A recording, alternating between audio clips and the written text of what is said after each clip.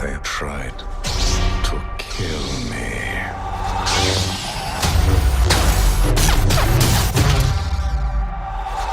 They failed.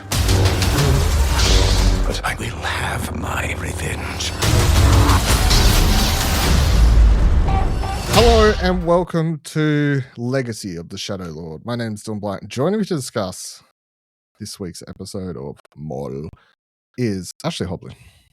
Dylan, excited to be here to talk about that new droid that's featured heavily in this episode. Yeah, what do you call him? I don't know. I think TBOT.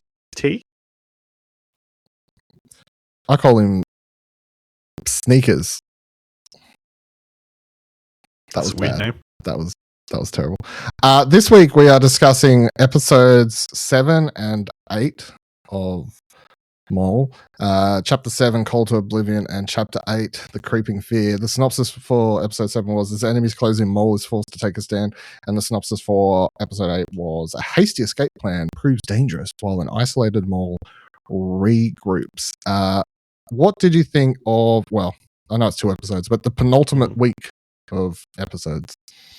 Yeah, I think there was a little bit of everything in these episodes. The first one, very action heavy, I guess, because it was just Maul's people versus the Empire fully coming down on them pretty much the entire episode. And then you've got the second episode where Maul is trying, I guess, like doing the classic, the injured, they're, on the rock bottom, reflect on their past kind of thing. That it was all right. I feel like they could have given more of Maul's past and that kind of stuff. Like, you just kind of get these brief glimpses. Like, if you're going to do that motif for like that cliched kind of idea, just go fully into it, So, but I mean, they've got a lot to juggle with, the other groups of people as well. So, I think the thing for that is some of that has been touched on in the Clone Wars, which you haven't seen. So it's more of a touch base again rather than a need to fully go into it, I guess. Because the Maul, hold on, I'll put a pinpoint because this is what I mostly want to talk about. Because to be honest, I really, really enjoyed both episodes. I think the first episode obviously had a lot more action heavy stuff. I think, again, the animation is sensational and the best this Clone Wars era animation shows stuff has looked. I mean, everything with the lightsaber fight, with the 2 Inquisitors, the all the stormtroopers coming down fighting, everyone shoot. Like, it was just really, like, everything happening in that first episode was fantastic as far as action wise. However, by the time you watch both episodes, I think it is the second one that stands out the most, just with what Maul goes through in that and what they managed to do with his character in that is the most interesting thing to me. Like, rescuing the kid and all that sort of stuff. I was like, this is fun. This is like playing out. But Maul, as he should, I guess, like it's his show. So everything standing out in that second episode, him going through everything was really good. I mean, honestly, it's the weirdest part is, and the success of the show is that still, deep down that Maul's still the villain. And he is a villain. He's a bad guy. But even when he's fighting those 2 Inquisitors and his leg gets fucked up and he's struggling and stuff, they somehow manage to make you, and I guess it's just because, like, my enemy is the bigger enemy or something. The enemy is my friend. Yeah, or something like that. Because when you're watching that and he's getting, like, and you think, for a split second, they made me buy it. Like, it's like my brain, like, turned off a little bit. Die here. And you're like, man, Maul's going to die. But then I'm like, no, I know he doesn't die here. But they did such a good job at just building that up between that fight. And I sort of felt sorry for him, which is weird because, again, he's not a good guy. So sort of success to the show. Acting like a little sad boy walking down in the gutters. Yeah. But his leg keeps sparking. Yeah.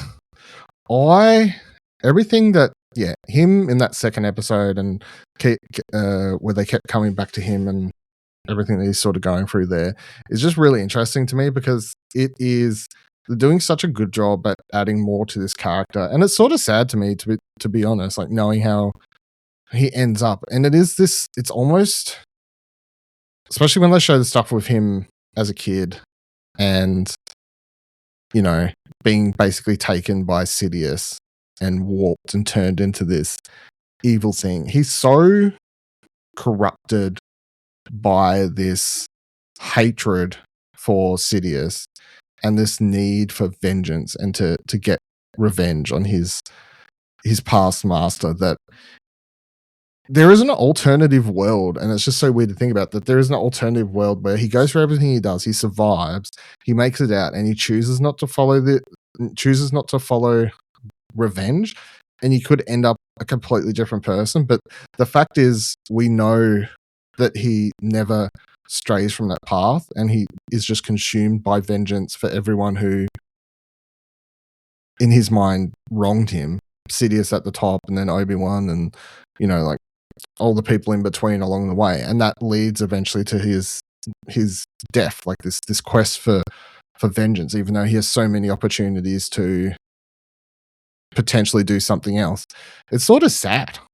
is the oddest thing to watch, for especially, and that's I think a real, not just for this show, but like it is a real testament to what they've managed to do for a character from being just sort of an action figure character in the Phantom Menace. Like, obviously he stands out, he's such a memorable character, but he's very similar in the Phantom Menace to the way people talked about Boba Fett. Obviously he's a cool looking character, he has an amazing fight sequence, and but he doesn't say anything, doesn't do anything. He's not really a character in the Phantom Menace. He's just this evil personified lurking thing until you see the showdown. He does a great job of being a villain for them to fight and have that amazing lightsaber battle, of course, but there's nothing to him, and it's only through the Clone Wars and then like what they've managed to do with him since they've managed to build like such an interesting character with so many different layers and stuff. And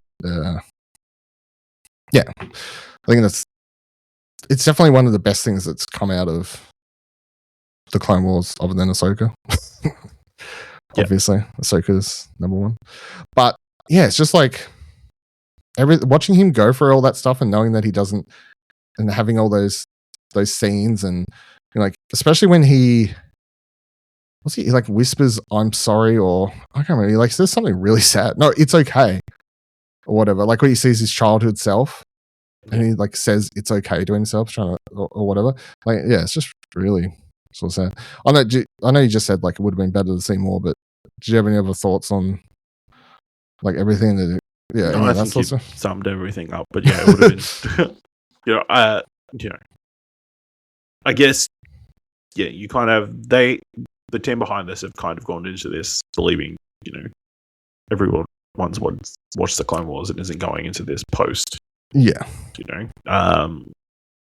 just seeing the movies, I guess, just from the fact that Maul's there and they don't like fill in any of the backstory. You just have to accept the canon. There's canon already established, that kind of stuff. So, yeah, I mean, it was a nice little detour. A little convenient that he managed to stumble across his crew at the very end, but what are you going to do? It's the Force, I guess. What's his hatred? Massive city, and he comes across his. Well, no, it's the Force. It's just the Force. Yeah, I saw someone. I was looking on Reddit before after watching the episode this morning, and just reading what people said on there. And someone said something along the lines of, I thought it stood out probably, something along the lines of, Maul uses the syndicates to play against one another for his ultimate goal, similar to how Palpatine. Palpatine uses the Senate to play against each other for his ultimate goal. It's almost like even if he doesn't realize it, he's still learnt all these things from his master that he's basically using in the same way. So I think the other thing that was really cool, to backtrack a little bit from the fight stuff, is Maul. I think they show it in the training as well and stuff, but Maul has gone from sort of, especially when they first introduced him in the Clone Wars, back again. He was just doing his normal lightsaber technique that you saw him use in Phantom Menace. Like it was just the very like double lightsaber sort of stuff, the stuff that you'd seen him use. But between the training sequences that they've shown him in this doing, and then when he's actually fighting the Inquisitors, he switches up into a bunch of different forms, like techniques of lightsaber techniques that you'll see different Jedi use as well. It's like he's purposely training himself in different ones and stuff like that, which is, again, just very interesting because you usually don't see characters switch up and do multiple forms and stuff. I mean, there are some characters that you see do, especially like Obi-Wan switches up and main characters do. Not even a lot. I mean, like Luke Luke just learns one form basically. Like not a lot of characters switch up, but you even see him doing stuff that Palpatine does, like and then like the combination of lightsaber throwing techniques and switching between his normal double bladed stuff to like the one hand. I don't know. I'm sure all these things have the forms of names, but yeah, that also stood out, I guess, in the fight, just how he's, and the training sequence from last week's episodes, that they're making sure to show that Maul is not just sort of resting on his laurels a bit, and he is still practicing and learning and trying to master all these different techniques, I guess, in his mind. He needs them to be able to beat his master, sort of thing. And also the most fucked up thing, I think, in that flashback or whatever, like him seeing stuff, is just when doing the training with Palpatine, and then Palpatine like lightning forcing him and sort of torturing him for not being good enough, because we've never seen, I don't think we've ever seen a young like Sith apprentice being trained and what that would look like. But obviously you would assume it would be fucked up, and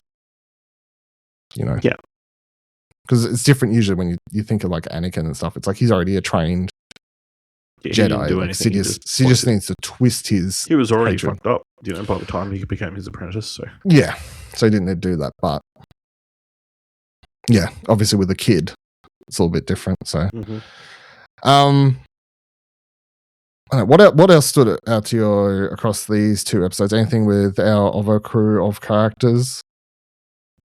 Well, one moment I wanted to highlight that I feel like wasn't necessarily earned was the character's name. So the character of Scorn is killed in this episode. Do you remember who Scorn is? No. He's one of the two other Dathmorians. Oh, right, yeah. And the fact that his death meant nothing to you probably says a lot about his crew being developed in this season, Sure, we get the bunch of Mandalorians who turn on them and decide to steal the ship to no effect at all. Yeah. To karma biting them right in the ass straight away. Yeah. But yeah, he dies, and yet I felt nothing. His brother felt something. Or the other one. I assume he's his brother. I don't know. I don't know any of their relationships. He could be a brother, could just be a friend. I don't know. But his fellow crewmate mourned his loss. So I felt nothing. Yeah. That's a problem with the show. Dathmorians. I want to say, yeah. They all call each other like brother and stuff. So, I don't know if I was meant to feel anything, to be honest. I did appreciate they at least had a little moment. At least they didn't all survive.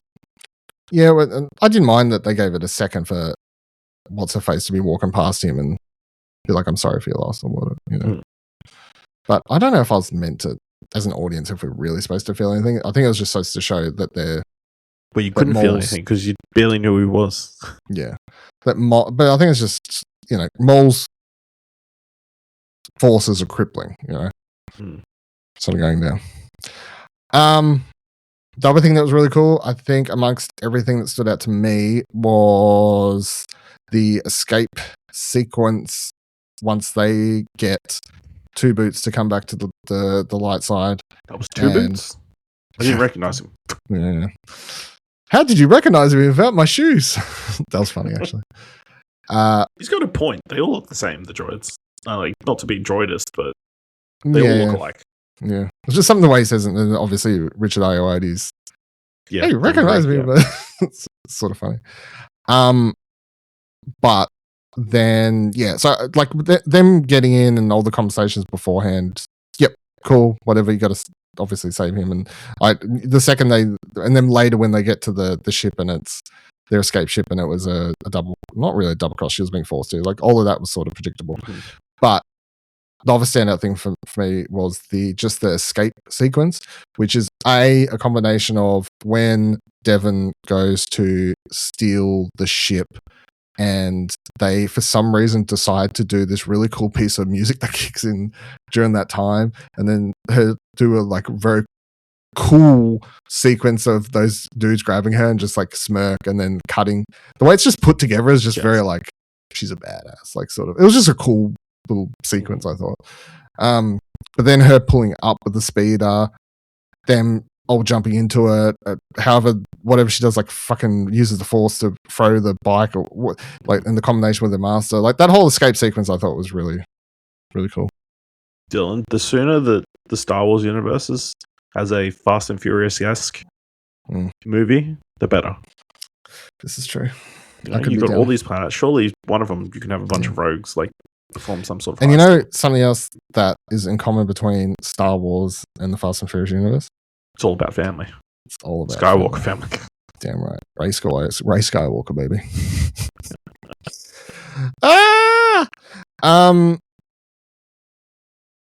What? And then the only other thing, what did you think of the 11th brother? Which is the one with the mask? They're both wearing masks, Dylan. Oh, true. All right, the new one. The new one, he's definitely cannon fodder. He's going to die at the end of the season. Maul's going to get him, you know? Yeah. Maul can't kill the first one, but the 11th one, he can have him, you know? He hasn't shown up anywhere else. So. Yeah, I actually don't know. And I didn't look it up to find out if he's shown up. And, like, Marika's the only one we knew from the trailer. And then he, as said last week, he doesn't die until Ahsoka takes him down many years from now. So many, many moons from now. In the New Republic era, he survives through the whole Empire's reign. So, yeah, that's about it. I assume unless you want to look, does the 11th brother show up in anything else? Apparently he's in the Tales of the Empire episode. Okay. But I don't know if that's before or after. You'd have to clarify, but can't remember. I can't remember. Yeah. What was that one? That's all right. All right. That will do it. Here's my last question, Dylan. Yep. The spy bot. Yeah, creepy? Cool. No, cool. Cool. Very cool. Even though he sounds like he's really like creeping on their creep. Oh, it's sort of, I enjoy it because the little things is like, where is Master? Or like, it sort of sounds like he's saying, Master. Master.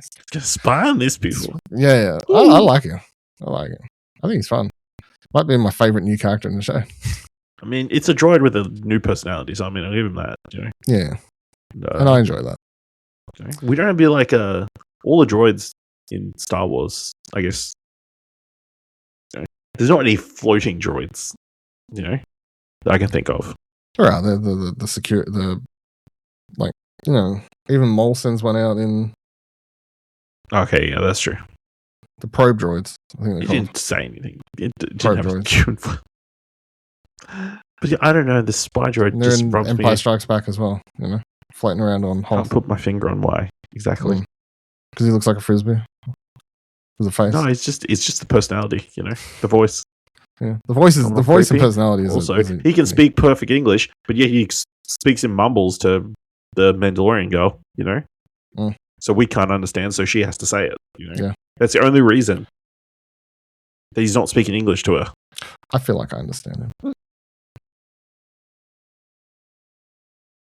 All right, that'll do it for this week's episode of Legacy of the Shadow Lord. Of course, we'll be back next week to discuss the final 2 episodes of this season. Looking forward to it. This whole show has been very interesting so far, so I'm excited to see how it all plays out across those 2 episodes and see what they set up for next season, I guess. Going to get an appearance from Crimson Dawn next week, by the sounds of it. There's name drip. Name dropped. dropped. What's his face? Dryden Voss. Dryden Voss. Dryden Voss. Wonder if Paul Bettany's going to make do a voice Return? voice role. Don't know. Who knows? Do you know who voiced Palpatine in this episode? It wasn't Ian McKellen. Not It Ian was Sam McKellen. Witwer. Sam Witwer. Okay, there you go. That makes sense. Apparently, he's done it before. Obi-Wan Kenobi's going to credit. Ewan McGregor's credited on this episode. For the voice of Obi-Wan. Yeah. They just cut his voice. Yeah, I guess they just pulled audio from. Yeah, so then they have to credit him. Yeah. Of course, for all our other shows, you can head to explosionhour.com/podcast. You can support the show, explosionhour.com/support. If you'd like to talk to us about anything, explosionhour.com/follow leads to all of our social media. Until next week, may the force be with you.